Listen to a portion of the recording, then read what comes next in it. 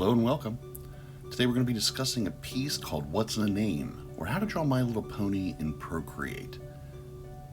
Full disclosure here, this is a very short video. There's not a lot to discuss, mostly because I drew this a little while ago in Procreate, but the auto recording feature in here, I can only slow down so much, and there's just not a lot to this drawing. A couple things to know. I'm not really all that familiar with My Little Pony, other than having grown up around girls that played with those toys. Never really had much familiarity with them myself, never really watched the cartoons or anything like that.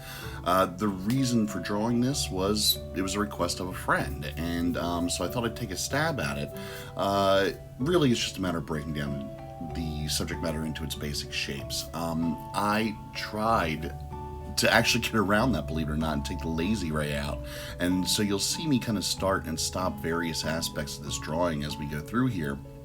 And it's because I was resistant to the idea of just going back to the basics and breaking down what is essentially a very elementary, simple creature into its basic shapes, circles and rectangles and so on and so forth.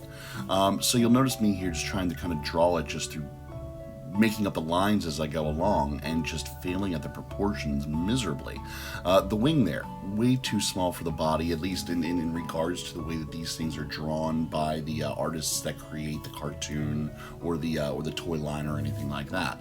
So eventually I kind of bit the bullet here and said, okay, number one, I'm going to need to kind of go back to the elementals of creating basic shapes, and number two, we're going to need some reference here.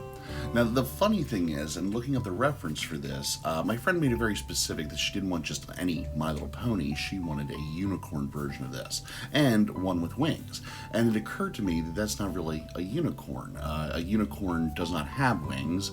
A pegasus has wings, but a pegasus doesn't have a horn on its head. So what is this little creature? I went and looked it up, and I don't know that I have a straight answer for you, hence the title of this piece, What's in a Name.